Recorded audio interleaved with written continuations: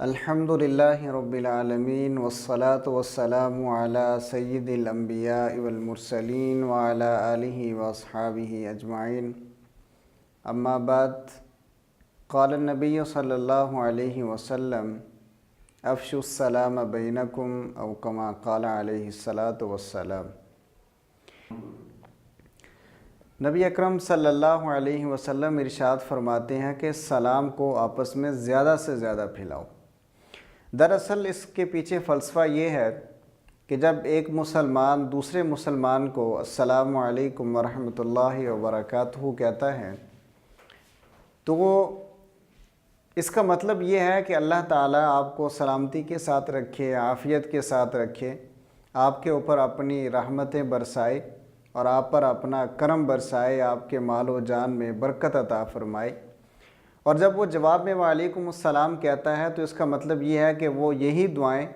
اسی کے لیے بھی کر رہا ہے۔ نبی اکرم صلی اللہ علیہ وسلم نے ایک دوسری حدیث میں بھی ارشاد فرمایا کہ مسلمان کے جو دوسرے مسلمان پر حق ہیں اس میں سے ایک یہ بھی ہے کہ وہ سلام کا جواب دے۔ دراصل ہم جب اس پر غور کرتے ہیں تو اس کے پیچھے ایک پورا انسانی معاشرے کا فلسفہ چھپا ہوا ہے۔ دیکھیے، آپ کو کوئی شخص جانتا ہے یا نہیں جانتا، اللہ کے رسول صلی اللہ علیہ وسلم نے کتنا بہترین کلمہ ہمیں دے دیا ہے کہ ہم اس کو سلام کہتے ہیں، اس سے ہماری واقفیت شروع ہو جاتی ہے، وہ جو اجنبیت ہے وہ ختم ہو جاتی ہے اور ثواب اپنی جگہ پر موجود ہے، اور آہستہ آہستہ اس سلام کے ساتھ ساتھ انسان کا تعلق بڑھنے لگتا ہے، اور پھر ایک وقت آتا ہے کہ وہ دونوں مسلمان بھائی جو پہلے ایک دوسرے کو بالکل نہیں جانتے تھے وہ ایک دوسرے کے دوست بن جاتے ہیں، ایک دوسرے کے خیرخواہ بن جاتے ہیں، ایک دوسرے کے دکھ درد میں شریک ہوتے ہیں، ایک دوسرے کے مال و جان کے عزت کی بھی وہ حفاظت کرنے لگ جاتے ہیں۔ ایک دفعہ نبی صلی اللہ علیہ وسلم ایک مجلس میں تشریف فرما تھے اور ایک صحابی آئے اور کہا کہ السلام علیکم، تو اللہ کے رسول نے فرمایا کہ اسے 10 نیکیاں ملیں گی۔ پھر ایک دوسرا آیا، اس نے کہا السلام علیکم ورحمۃ اللہ، تو اللہ کے رسول صلی اللہ علیہ وسلم نے ارشاد فرمایا کہ اس کو 20 نیکیاں ملیں گی۔ اور پھر تیسرے صحابی رسول آئے تو اللہ کے رسول صلی اللہ علیہ وسلم نے فرمایا کہ اب اس کو 30 نیکیاں ملیں گی، اس لیے کہ اس نے السلام علیکم ورحمۃ اللہ وبرکاتہ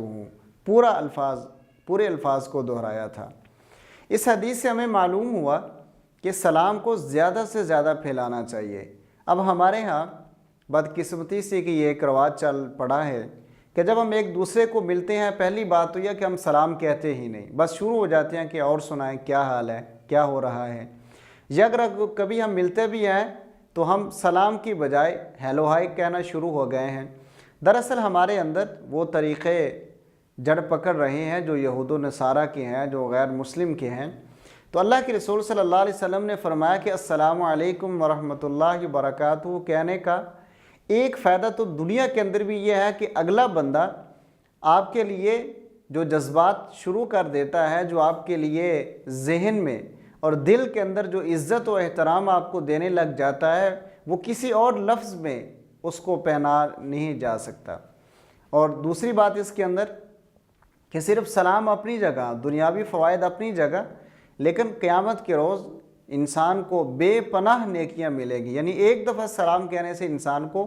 30 نیکیاں ملتی ہیں۔ حالانکہ قیامت کے دن انسان ایک ایک نیکی کی خاطر مارا پھر رہا ہوگا اور اسے کوئی ایک نیکی دینے کے لیے تیار نہیں ہوگا۔ اللہ تعالی ہم سب کو توفیق دے۔ وآخر دعوانا ان الحمد للہ رب العالمین۔ اللہم صلی علی سیدنا محمد وعلی آلہ وصحبہ وسلم۔ اللہم صلی علی سیدنا محمد وعلی